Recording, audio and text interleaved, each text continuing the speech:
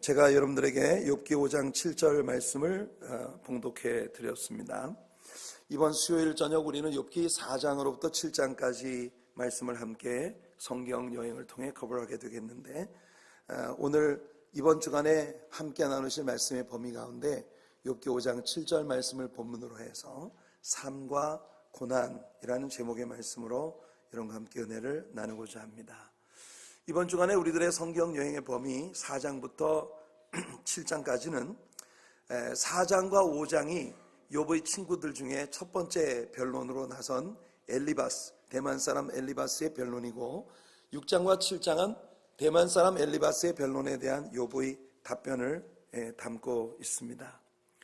욥의 고난을 받고 있다는 소식을 듣고 먼 곳으로부터 친구들이 위로차 방문을 했습니다. 친구들은 욥이 받은 고난이 아마 이 정도였을 것이라고는 상상하지 못했을 것입니다.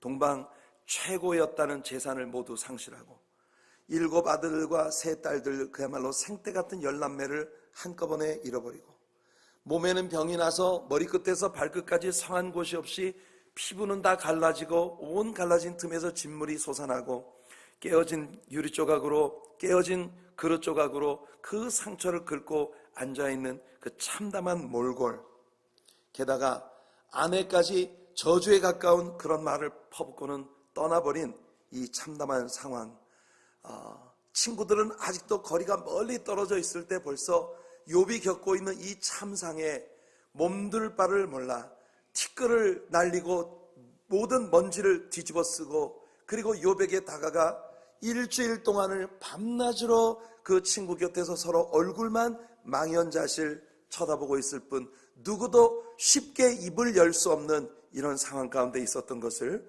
우리가 지난주 수요일 저녁 말씀 여행을 통해 함께 배웠습니다. 일주일 동안을 욥의 곁에 앉아 한마디 말도 못하고 망연자실 앉아있던 친구들 모두의 마음속에 동일한 생각이 서서히 자리 잡아가기 시작했습니다. 그것은 아마도 욥이 우리들이 알지 못하는 은밀한 죄를 지었나 보다, 아니면 욥이 우리가 알고 있기로는 동방에서 최고의 의인이고, 그리고 주변에 있는 어려운 사람들에게 말할 수 없는 선을 베푸는 너무나 착하고 아름다운 인물이었다고 우리는 믿었지만, 알고 보니 그 속에 우리가 알지 못하는 위선이 가득한 그런 위인이었구나, 이런 생각들이 친구들의 마음속에 자리를 잡아가기 시작하는 것입니다. 친구들이 욥을 바라보는 눈빛이 조금씩 변해가기 시작합니다. 처음에는 가련하고 불쌍해서 몸둘 바를 모르던 그 눈빛으로부터 이제는 서서히 욥을 의심하는 눈초리로 변해가며, 욥을 쳐다보며 한 번씩 고개를 젓기도 하고, 그리고 뭔가 야멸찬 눈으로 욥을 바라보며 실망했어, 이럴 수가 없어, 이렇게 욥을 바라보는 친구들의 눈빛, 경멸스럽게 변해가는 친구들의 눈초리가 욥의 마음에 들어오기 시작한 것입니다. 우리가 이미 배운 대로 욥은 그 재산을 다 잃어버렸을 때에도 주신 자도 여호와시오 취하신 자도 여호와시오니 오직 여호와의 이름이 찬송을 받으실지로다 하며 우리 하나님 앞에 그 믿음을 지켰었습니다. 순전함, 온전함을 그는 잃지 않았습니다. 욥의 아들, 딸이 한꺼번에 몰살을 당했다는 소식을 접할 때에도 그는 그의 순전함을 지켰습니다. 그의 몸에 병이 들었을 때 아내가 와서 경멸스럽게 야멸차게 차라리 하나님을 저주하고 죽으라 하고 떠나갈 때에도 당신의 말이 어리석은 여자들 중 하나의 말과 같다 하며 그렇게 넌지시 꾸지람을 하면서 자신의 순전함을 지켰던 이 사람, 오히려 욥은 하나님께서 부하게도 하셨으니 그 하나님이 주신 부를 즐길 때도 있었으니, 또한 하나님께서 당신의 뜻을 쫓아 나를 가난하게 하실 수도 있지, 부하게 할 때 즐긴 것처럼 가난하게 하신 것도 즐겨야지, 기쁨으로 욥은 그 상황을 받아들이며 하나님이 주시는 고난도 기쁨으로 받아야 할 것이라며 그렇게 입술로 범죄하지 아니하고 오히려 하나님을 찬양하는 아름다운 모습을 보였던 것이 욥이었습니다. 우리들 가운데 얼마나 많은 사람들이 과연 하나님께 이런 고백을 할 수 있을까요?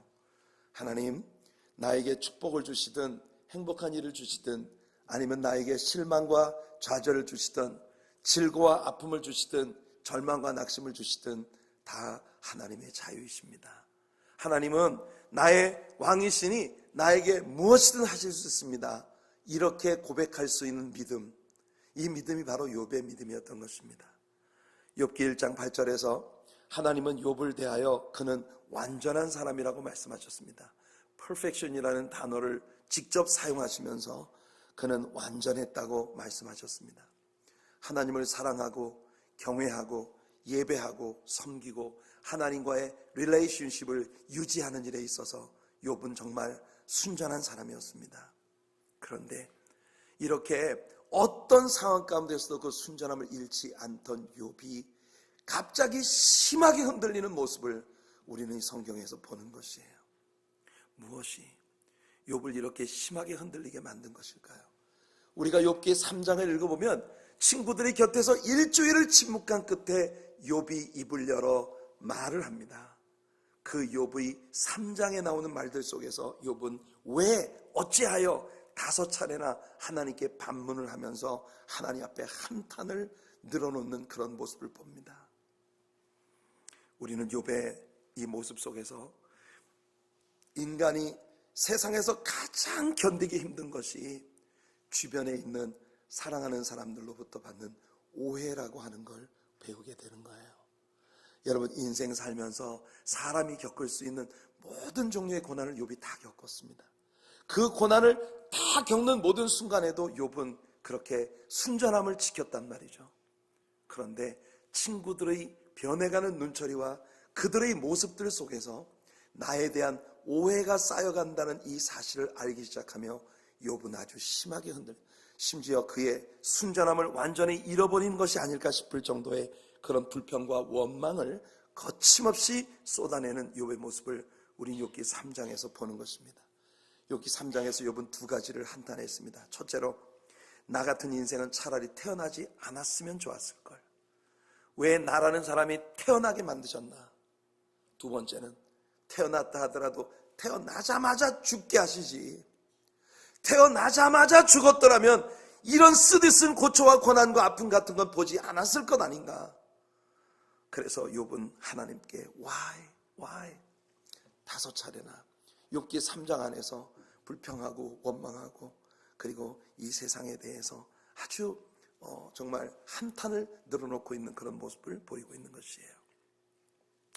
욥이 이렇게 원망과 불평이 담긴 이야기를 꺼내자 마치 기다렸다는 듯이 욥의 세 친구들이 돌아가면서 변론을 하는데, 그 중에 첫 번째 엘리바스라고 하는 첫 번째 친구, 첫 번째 대만 사람 엘리바스가 욥에 대해 변론을 시작합니다. 이 엘리바스라는 사람은 자신의 경험을 강조하는 경험주의자입니다. 빌닷은 전통과 격언을 강조하는 전통주의자였고요. 나아마 사람 소발은 그 이름의 뜻이 참새라는 뜻을 가지고 있는데 굉장히 교의적인 인물이에요. 아주 도그매틱한, 모든 것을 논리로 따지고 이론으로 따지는 것을 좋아하는 그런 사람이죠.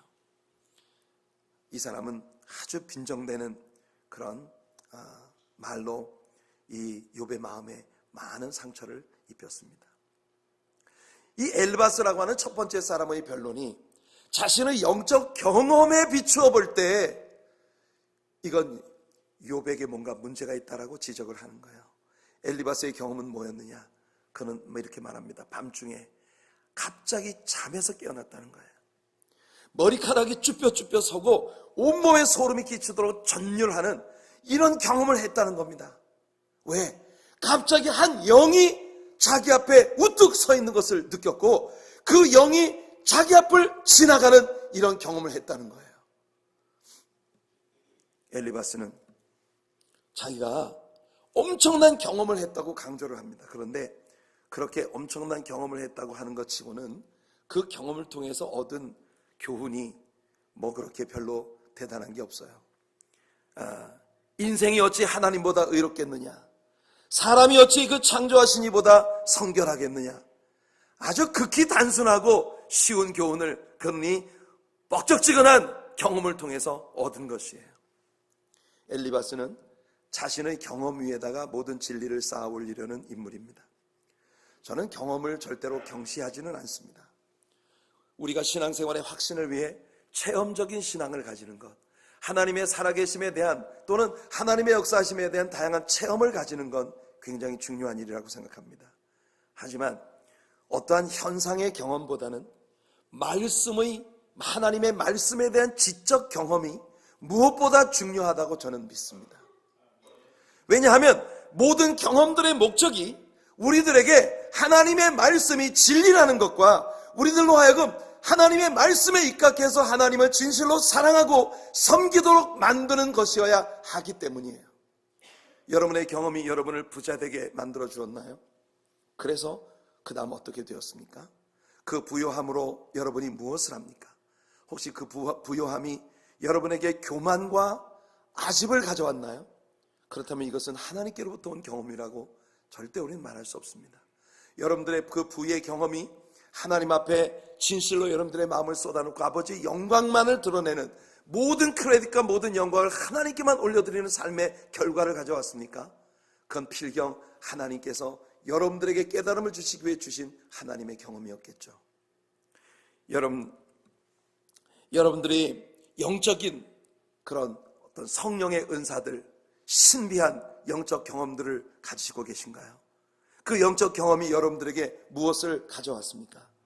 여러분들로 하여금 더 낮아지고 겸손하게 오직 하나님의 성령의 권능으로만 우리가 의미 있는 하나님의 자녀들의 삶을 살 수 있다는 진리를 우리에게 일깨워주고 우리로 하여금 더 많이 겸손하게 하나님의 뜻에 복종하는 그런 자세를 취하게 만들어주는 그런 경험이기를 예수님의 이름으로 축원해 드립니다. 사랑하는 성도 여러분, 경험이라고 하는 것은 하나님의 말씀이 진리였다는 걸 확연히 깨닫게 만들어주는 데 목적이 있는 것이에요. 가장 안전한 길은 여러분들의 신앙을 체험 위에 쌓는 것이 아니라 하나님의 말씀 위에 쌓는 것이 되기를 바랍니다. 어쨌든 이 엘리바스라는 인물은 모든 사람들의 모든 삶의 국면들을 자신의 경험에 비추어 평가하는 그런 류의 인물이었습니다. 우리는 엘리바스가 욥에게 했던 말들 속에서 보편적으로 모든 사람들에게 통용될 수 있을 것 같은 많은 진리들을 발견합니다. 하지만 여러분, 엘리바스가 경험한 그 모든 보편적 진리들이 욥의 케이스에는 하나도 해당이 되지 않는다는 게 욥기를 통해 우리가 배우는 거예요. 엘리바스가 한 말들은 하나같이 다 옳은 말이지만 엘리바스의 경험에서 나온 이 말들이 모두 욥에게 적용되는 것들이 아니었다는 겁니다. 성도 여러분, 하나님은 사람들을 다양하게 지으셨고 모든 사람들을 다양한 방식으로 다루시는 분이십니다. 만일 하나님께서 이 세상에서 제일 탁월하고 멋진 사람 하나를 지으시고 모든 인생은 모름지기 이 사람과 같아야 돼, 그렇게 계획하셨다면 하나님은 아마 모든 사람을 동일하게 지으셨겠죠. 지구상에 있는 60억 인구가 여러분 이 지구상에서 가장 아름다운 외모를 갖고 있고 가장 지혜로운 지식을 갖고 있고 가장 이성적인 그런 성향을 가지고 있는 딱 한 사람의 모범적인 동일한 사람들이 온 지구상에 60억이 널려 있다고 한번 생각해 보십시오. 그 세상이 얼마나 지루하고 따분할까요? 아브라함이라고 하는 사람은 여러분 믿음의 시스템을, 하나님을 믿는 믿음의 시스템을 가진 모든 사람에게 아버지로 일컬어지는 사람입니다. 아브라함은 정말 훌륭한 믿음의 아비가 되었죠. 그렇다고 해도 하나님의 역사 가운데 아브라함이라는 인물을 딱 한 명만 만드셨단 말이에요. 모든 사람이 다 아브라함 같아야 돼, 그렇게 생각하셨다면 하나님께서 사람들을 계속 아브라함의 복사판을 지으셨겠죠. 에이브라함, 비브라함, 시브라함, 디브라함, 아브라함의 복사판을 온 지구상에 지어 놓으셨을 거예요. 그러나 하나님은 역사 가운데 아브라함 인물은 딱 한 명, 모세도 딱 한 명, 바울도 딱 한 명, 하나님은 모든 사람들을 유니크하게 지으셨다는 겁니다. 정석진 목사도 딱 한 명뿐이에요. 그러니까 여러분들은 정석진 목사에게 어떤 목사님처럼 하라고 요구하시면 안 되고 또 다른 사람한테 정 목사처럼 하라고 요구해도 안 됩니다. 우리는 이 지구상에 딱 한 명밖에 없는 유니크한 존재로 지음받은 사람들이기 때문에 욥의 친구들은 욥을 각자 자신의 철학과 자신의 사고에 비추어 욥을 평가하고 판단합니다. 이게 문제예요. 나중에 하나님께서 욥기의 종장에 가서 보게 되면 욥의 친구들에게 이 부분에 대해서 철저히 회개시키는 장면을 보게 됩니다. 성도 여러분, 우리는 우리의 경험, 우리의 지식, 우리의 사고, 우리의 철학의 바탕으로 다른 사람을 평가해서는 안 됩니다. 하나님께서 저 사람은 저렇게 지으셨어. 그를 지으신 하나님을 송축하시기를 바랍니다. 하나님은 모든 사람들을 모든 사람의 특화되어진 방법으로 다루시고 그들을 통해 하나님의 영광을 나타내실 것이에요. 엘리바스는 오늘 우리가 읽은 본문에서 사람은 고난을 위해 태어났다고 그렇게 설파합니다. 사람은 고난을 위해 태어났다. 마치 불꽃 속에서 불티가 하늘로 날아오르는 것처럼 그렇게 불살라져 없어지는 존재들이라고 상당히 철학적인 그런 해석을 담아서 그의 논지를 펼칩니다. 글쎄요, 제가 생각하기에도 인생이라고 하는 건 정말 고난을 위해 태어난 게 아닌가 생각이 됩니다. 저는 엘리바스에게 그런 면에서 동감을 합니다. 모든 인생은 얼마간의 아픔과 눈물과 실망과 염려와 불안과 초조함을 가지고 살게 되어 있는 것이에요. 어린아이가 이 세상에 태어나면서 제일 먼저 하는 일이 뭐예요? 울어요. 어린아이가, 한 아이가 이 세상에 태어날 때 그 아이가 태어난다는 건 부모에게 그 주변에 있는 사람들에게 얼마나 기대되고 스릴 넘치는 일이에요. 그런데 아이가 세상에 태어나서 제일 먼저 하는 게 우는 일이에요. 운다는 건 뭐예요? 기분 안 좋다는 거예요. 슬프다는 거예요. 어떤 사람들은 그렇게 이야기합니다. 아기가 엄마 뱃속에서 10달 동안 야, 세상에 여기가 천국이로구나. 그 물침대 위에 누워서 모든 엄마가 어떻게 움직여도 밸런스가 탁 이루어지면서 배꼽을 통해 이 탯줄을 통해서 엄마에게로부터 모든 자양분을 저절로 공급받고 10달 동안을 그 속에서 세상 편안하게 10달을 보냈는데 세상에 엄마가 나를 이렇게 배신 때릴 수가 있어? 10달이 되니까 나를 몸 밖으로 밀어내? 나를 이 세상으로 나가란 말이야? 그래서 아기가 세상에 태어날 때 제일 먼저 우는 건 이 한많은 세상을 앞으로 어떻게 살아갈까? 그래서 아이가 운다고 얘기를 하더라고요.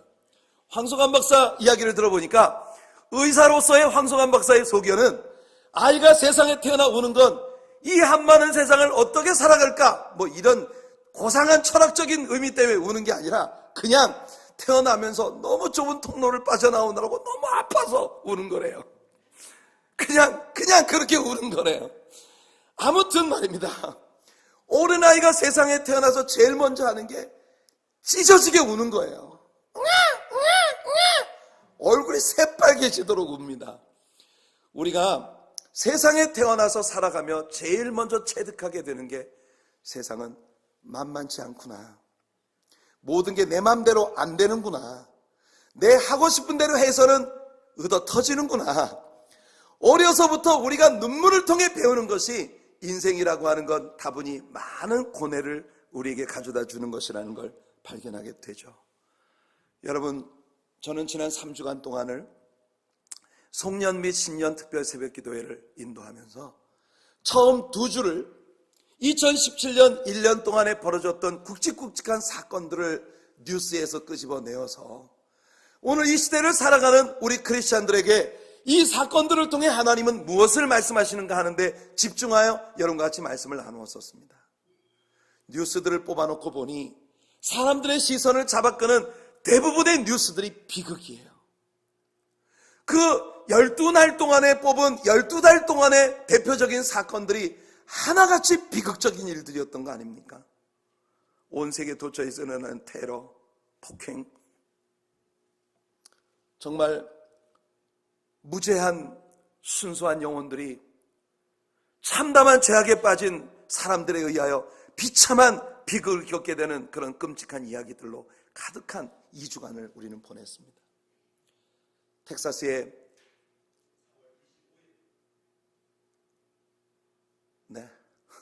깜짝 놀랐어요. 텍사스에 말씀을 아주 다 외우셨나 봐요.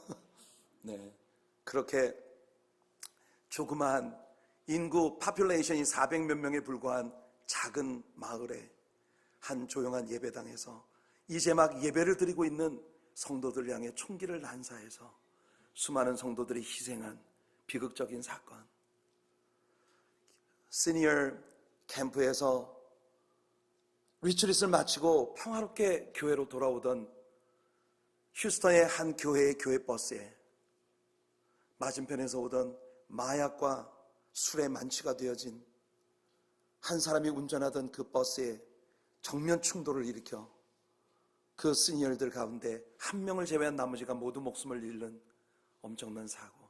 라스베가스의 평화로운 그런 컨트리 음악 페스티벌이 벌어지고 있던 장소에 무차별 총기를 난사해서 수많은 사람들이 목숨을 잃었던 일들. 온 세상은 여러분 비극으로 가득합니다. 뿐만 아니라 태풍 하비 같은 얼마 이런 수많은 자연재해들이 계속해서 벌어지고 있었던 그런 한 해를 우리는 뒤돌아보았습니다. 인생은 정말 비극과 고난을 위해 태어난 것이 아닐까 싶은 그런 생각을 갖게 하는 그런 일들이죠. 여러분, 대한민국의 2017년 연말은 주니 찾기에 온 국민들이 마음을 모았던 그런 가슴 아픈 시간들이었습니다. 지난해 11월 18일 12시경 전북 전주시 덕진구에 5세 난 여자아이가 실종되었다는 친아버지의 신고가 들어옵니다. 이 아이가 실종되었다고 12월 8일에 신고가 들어왔어요. 11월 18일 12시경에 아이를 잃어버렸다고 하는데 12월 8일에 경찰에 접수가 되었습니다. 신고가. 이 아이가 자폐를 앓고 있지만 의사소통에는 문제가 없다. 온 한국이 준이 찾기에 나섰습니다. 매일마다 신문은 이 준이는 어디에 있나, 실종된 준이를 찾기 위한 단서들을 찾아 모든 뉴스 매체들이 관심을 가졌었습니다. 여러분, 어이없게도 이 아이가 실종 신고가 되기 7개월 전에 이미 작년 4월에 이 아이는 이미 숨졌습니다. 그것도 아이가 죽은 지 227일이나 지난 후에 자기가 가서 실종 신고를 한 친부의 손에 의해서 이 아이는 무참히 살해되었었습니다. 이 준희의 친아버지와 그의 내연녀가 수시로 3cm 철자로 아이를 때리고 폭행을 하고 짓밟고 갑상선 기능 저하증을 앓는 준희가 밥을 못 먹고 보챈다고 이 아이의 발목을, 여러분 야들야들한 5살 난 아이의 발목을 그 어른이 밟고 지나가고, 급기야 4월 25일 스스로 힘으로는 도저히 걸을 수조차 없는 상황에서 방바닥을 기어다니는 준희를 무참히 짓밟아서 끝내 숨지게 했다는 것입니다. 이 아이를 야산에 안매장을 하고, 그리고 이 사건이 벌어진 지 227일 만에 이 아비는 경찰에 거짓 실종 신고를 냈다는 것입니다. 할 말을 잊게 만드는 끔찍한 사건. 자식을 낳은 친부의 손에 의해 성폭행을 당하는 여자아이들의 이야기들. 여러분, 이런 이야기는 여러분들이 어느 날이든지 신문을 펼쳐 사회면을 열면 에브리데이 여러분들이 읽으실 수 있는 사건들입니다. 인생은 정말 고뇌와 아픔을 위해 태어난 것일까요? 우리 찬송가에도 올라있는 흑인 연가 가운데 유명한 찬양이 있습니다. Nobody knows the trouble I've seen. Nobody knows my sorrow. Nobody knows the trouble I've seen. Glory, hallelujah. 여러분, 이 흑인 연가를 한번 생각해 보세요. Sometimes I'm up, sometimes I'm down. Oh yes, Lord. Sometimes I'm almost to the ground. Oh yes, Lord. Glory, hallelujah. 여러분, 이 노래 가사가 앞뒤가 맞지 않는 것 같이 보이지 않습니까? Nobody knows my troubles I've seen. 내가 본 모든 그런 고통과 아픔을 아무도 알아주지 않을 거예요. Nobody knows my sorrow. 내가 이 세상에서 겪는 슬픔과 눈물과 아픔을 아무도 모를 거예요. 여러분, 저 아프리카에서 노예 상인에 잡혀서 끌려온 흑인 노예가 미시시피 강변에 어슴풀에 비추는 달빛을 바라보며 눈물로 밤중에 나와 이 노래를 부르고 있는 모습을 연상해 보세요. 그 누가 나의 괴로움을 알며 그 누가 나의 슬픔을 알까? 그런데 말입니다, 이 노래는 세상 누구도 알지 못하는 끔찍한 고난과 고통과 아픔을 나 혼자 겪고 있다는 완전히 절벽 속에 갇힌 한 고독하고 외로운 사람의 고통의 노래인데, 이 노래의 결국은 글로리, 할렐루야, 이렇게 끝나고 있다는 것입니다. 아마 세상 모든 사람들이 어려운 일을 당할 때면 누구나 같은 감성을 가질 거라고 생각합니다. 나 같은 이런 상황을 겪은 사람은 세상 아무도 없을 거야. 나처럼 이렇게 절망과 고통과 아픔을 겪는 사람은 세상에 그 누구도 없을 거야. 흥미로운 것은 히브리어에서 사람이라고 하는 단어가 에노시입니다. 에노시. 히브리어의 이 에노시라고 하는 단어의 문자적인 어휘가 무슨 뜻이냐면은 the miserable, 비극이란 뜻이에요. 죽을 수밖에 없는 존재. 사람이라는 단어가 왜 이렇게 참담한 의미를 갖고 있는 것일까? 구약에서 사람이라는 대표적인 두 개의 단어가 있어요. 보편적으로 창세기에 나오는 사람이라는 단어는 대부분 아담입니다. 이 히브리 말로 아담. 여러분이 아담이라는 말은요, 흙이 있잖아요. 진흙이 아다마예요. 아다마에서 취하였으니 내가 너를 아담이라 하리라. 그래서 이 아담이라고 하는 호칭으로 불리워진 사람이라는 존재는 흙으로부터 빚어진 존재라는 말인데, 이 에노시라고 하는 이 히브리어에서 두 번째 사람이라고 쓰여진 이 에노시라고 하는 단어는 아나시, 이 아나시라고 하는 단어가 바로 깨지기 쉬운 존재, 연약한 존재. 왜? 하나님이 사람을 흙으로 빚어서 지으셨으니까. 인간은 깨지기 쉬운 진흙 그릇과 토기와 같은 그런 존재라는 것이에요.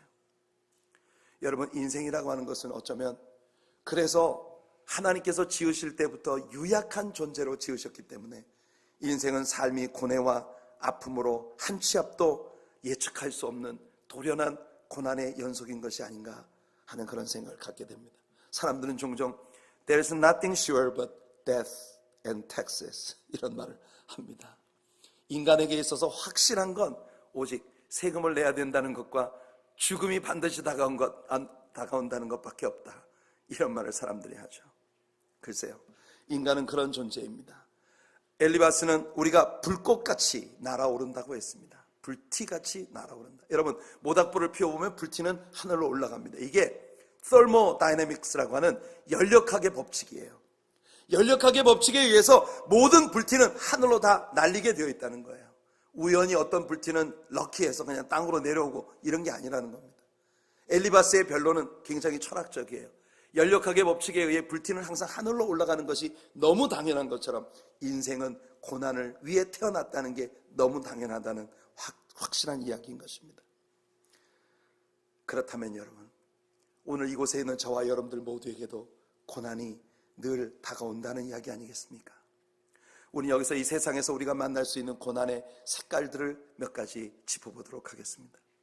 첫 번째, 고난과 고통과 죄는 기본적으로 하나님께 대한 불순종, 죄의 결과였습니다. 아담이 죄짓기 전에는 모든 환상적인 환경 속에서 정말 하나님의 축복을 누리며 살 수 있었단 말이죠. 이사야 48장 22절에 보니까 여호와께서 말씀하시되 악인에게는 평강이 없다 하셨느니라. 모든 인간의 문제는요, 바로 죄 위에다 유토피아를 세우려고 한다는 것입니다. 우리는 평화의 왕이 배제된 천년왕국을 기대하는 성향을 갖고 있는 것 같아요.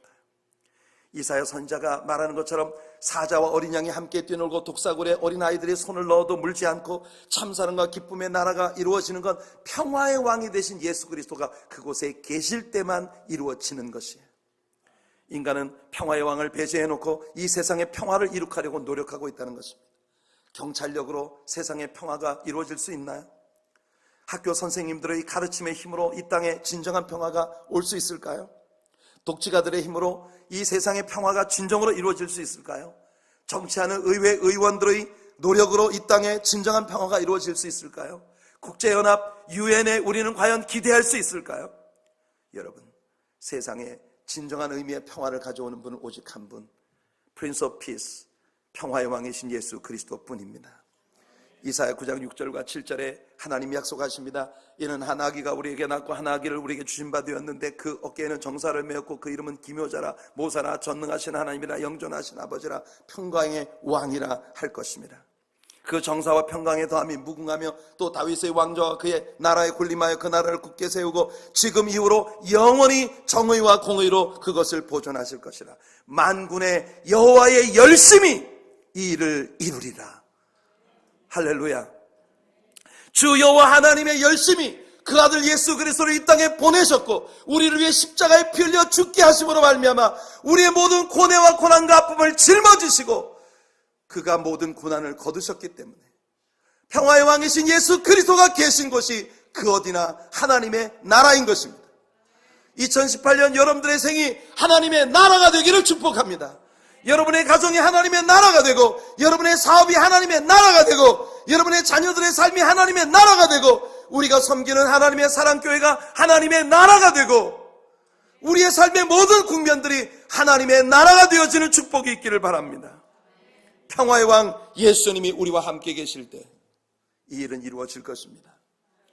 고난의 두 번째 색깔은 하나님의 자녀들에게 오는 고난 가운데 많은 부분이 자신의 잘못된 선택, 잘못된 판단으로부터 초래된 것이라고 하는 걸 우리가 알아야 한다는 것이에요. 많은 경우에 부모들이 내 자식이 내 십자가다 이런 얘기를 합니다. 많은 사람들이 내 자녀가 내 십자가다. 사실은 그거 그렇게 건강한 말이 아니에요.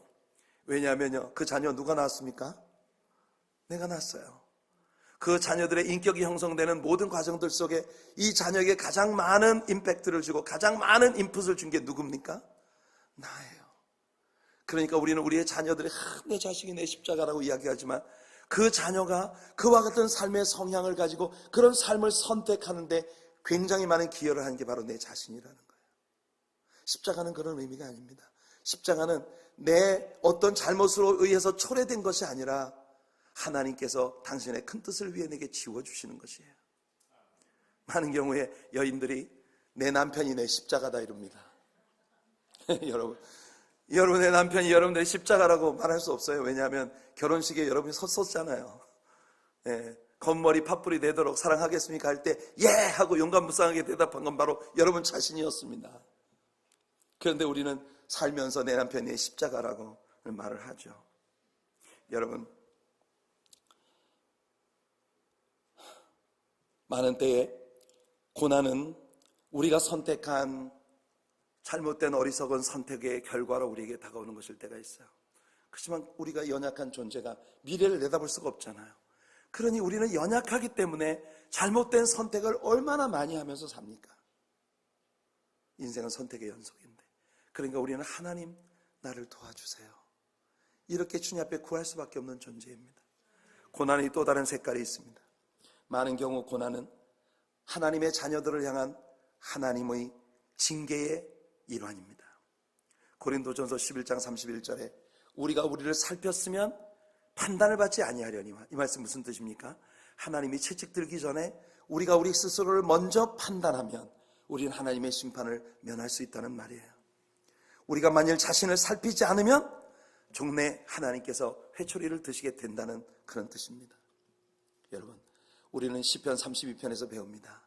하나님께서 큰 기침만 해도 깜짝 놀라는 사람이 있고, 어떤 사람은 너 그러다 한 대 맞아 경고를 하셔야 말을 듣는 사람이 있고, 어떤 사람은요 때려도 눈치 못 채는 사람이 있어요. 말들은 자갈과 굴레로 단속하지 않으면 너에게 가까이 오지 않을 것이다. 사랑하는 성도 여러분, 우리들이 경험하는 모든 고난들 속에서 우리를 향하신 아버지의 마음을 읽을 수 있는 그런 지혜가 있기를 바랍니다. 고난의 네 번째 색깔은, 고난이라고 하는 건 정말 많은 때 자녀들을 위한 하나님의 훈련의 과정이라는 것이에요. 히브리서 12장 6절에 그래서 히브리서 기자가 말하기를 주께서 그 사랑하시는 자를 징계하시고 그가 받아들이시는 아들마다 채찍질 하신다고 말하고 있는 것입니다. 우리는 모세가 그의 인생에서 여러분 바로의 궁궐에서 호의호식하는 것보다 하나님의 백성과 함께 고난을 즐겁게 받는 것을 기뻐했다고 우리가 히브리서 기자를 통해 봅니다. 히브리서 11장 25절에 도리어 하나님의 백성과 함께 고난받기를 잠시 죄악의 낙을 누리는 것보다 더 좋아했다고 말하죠. 모세는 하나님께 고난받는 길을 즐겨했습니다. 고난과 훈련의 길을 지나고 난 후에 모세는요, 지면에 있는 어떤 사람보다도 겸손하고 온유한 하나님의 일꾼이 되었습니다. 만일 그가 미디안 광야에서의 40년 동안의 낮아짐과 훈련의 기간을 통과하지 않았다면 하나님은 모세를 사용하실 수 없었을 것입니다. 여러분 가운데 많은 분들이 지금 미디안 광야의 생활을 하고 있는지도 몰라요. 지난 시간들이 여러분들에게 자존심을 완전히 짓밟아버리고 여러분들의 삶의 기대와 소망들을 다 절망으로 바꿔놓았다고 생각하십니까? 여러분들은 지금 미디안을 통과해 가고 있는 것이에요. 이 기간을 잘 지내고 난 후에는 하나님의 권능의 손에 붙들려 쓰임받는 날이 분명히 올 것입니다. 바울을 생각해 봅시다. 그는 교만과 자만심으로 들어차 있던 바리새인이었습니다. 그리스도의 가장 아름다운 종이 되기 위해 그는 하나님께 부르심을 받았을 때 하나님이 그에 대하여 아나니아에게 이렇게 말씀하십니다. 사도행전 9장 16절을 보면 다메섹의 아나니아라는 사람에게 바울에 대해 예수님 말씀하시는 거예요. 그가 내 이름을 위하여 얼마나 많은 고난을 받아야 할 것을 내가 그에게 보이리라. 바울은요, 예수님께 부름받는 첫 순간 주님께 받은 선물이 뭐냐? 너 내 이름 위해 고난을 많이 받게 될 것이라는 것이었어요. 진정으로 하나님은 바울을 풀무에서 단련시키셨고 방앗간에 찢고 찧어서 벗기고 또 벗기셔서 정말 하나님이 귀 쓰실 수 있는 아름다운 열매가 되게 하신 것입니다. 성도 여러분, 고난은 사랑하는 자녀를 향하신 하나님의 훈련의 과정이에요. 이걸 믿으시길 바랍니다. 다섯 번째로 고난은 또 다른 색깔을 갖고 있습니다. 때때로 고난은 우리로 하여금 인내하고 오직 하나님만을 철저히 신뢰하도록 하기 위한 목적으로 우리에게 다가옵니다. 우리들에게 실전적인 교훈을 가르쳐주고 있는 야고보의 책에 보면 야고보 1장 2절과 3절이 말합니다. 내 형제들아, 너희가 여러 가지 시험을 만나거든 온전히 기쁘게 여겨라. 시험이 다가올 때 그걸 기쁘게 여기라고 말합니다. 이는 너희 믿음의 시련이 인내를 만들어내는 줄 너희가 알미라. 사랑하는 성도 여러분, 고난은 우리들을 인내가 가득한 사람이 되게 만들어주고, 인내는 우리에게 뭘 갖고 와요? 연단은 우리에게 무엇을 이루어요? 소망을 이룬다고 바울이 말하고 있는 것입니다. 또 다른 경우, 여섯 번째, 우리가 마주치는 고난의 또 다른 색깔은 마치 고운 샌드페이퍼처럼 고난은 말입니다, 우리의 모난 부분을 곱게 갈아내어 둥글고 유연하게 하나님께 유용하게 쓰임받을 수 있는 그릇이 되게 만들어주는 하나님의 도구라는 거예요. 나중에 우리는 욥의 고백을 듣게 될 것입니다. 계속되는 고난을 통해 그가 분명하게 발견한 것 한 가지는 뭐냐? 바로 욥기 23장 10절에 내가 가는 길을 그가 하시나니 그가 나를 단련하신 후에는 내가 순금같이 되어 나오리라는 것입니다. 마지막으로 고난의 마지막 색깔은 뭐냐? 우리도 하여금 온 마음과 온 뜻을 오직 하나님께 고착시키게 만들어주기 위한 하나님의 선물이라는 것입니다. 고난은 많은 경우에 우리의 허물 때문에 오는 것이기도 하고 잘못된 선택 때문에 오는 것이기도 하지만 모든 사람이 받는 모든 고난이 다 그것 때문만은 아니에요. 굉장히 컬러풀한 다양한 색깔을 띠고 고난은 우리에게 다가오는데, 성도 여러분, 욥에게 있어 고난은 무슨 의미를 가진 것일까요? 인간은 고난을 위해 태어났다는 엘리바스의 변론처럼 욥은 고난으로 가득한 삶을 살았지만 욥에게 있어서의 고난은 여러분, 이 사람을 정금처럼 만들어주시는 하나님의 축복의 선물이었습니다. 성도 여러분, 2018년이 우리 앞에 있습니다. 과연 무엇이 우리에게 다가올까요? 무엇을 기대하십니까? 무엇이 다가올지 우리는 전혀 알지 못하지만 한 가지는 분명히 확신할 수 있습니다. 2018년 모든 순간들 날 위해 십자가에 고난받으시고 내 모든 무거운 짐을 벗겨주신 예수님이 나와 함께 동행하실 것이라는 것이죠. 예수님은 우리를 위해 고난을 받으셨습니다. 예수님 우리를 위해 십자가를 지셨습니다. 그 예수님이 우리의 모든 고난과 역경으로 점철된 인생을 정금과 같이 만들어주시고 하나님 앞에 의롭게 서도록 만들어주신다는 사실을 믿으시기를 축복합니다. 삶에 있어 고난은 필수로 겪어야 할 항목이지만, 그러나 여러분, 우리는 고난을 절대로 즐거워할 수 없지만 고난을 우리에게 허락하시는 하나님은 우리가 신뢰해야 합니다. 하나님을 사랑해야 합니다. 하나님을 믿어야 합니다. 날 위해 십자가에 고난받으신 예수 그리스도를 볼 때마다 내가 받을 모든 고난과 저주를 홀로 담당해 주신 예수 그리스도를 믿음으로 받아들이며 그분 앞에 믿음으로 나아가는 저와 여러분들, 2018년은 그래서 고난 끝에 상상할 수 없는 축복의 선물들을 받게 될 또 한 해로 우리에게 다가올 것을 믿음으로 바라보는 우리 성도님들 되시기를 예수님의 이름으로 축원해 드립니다.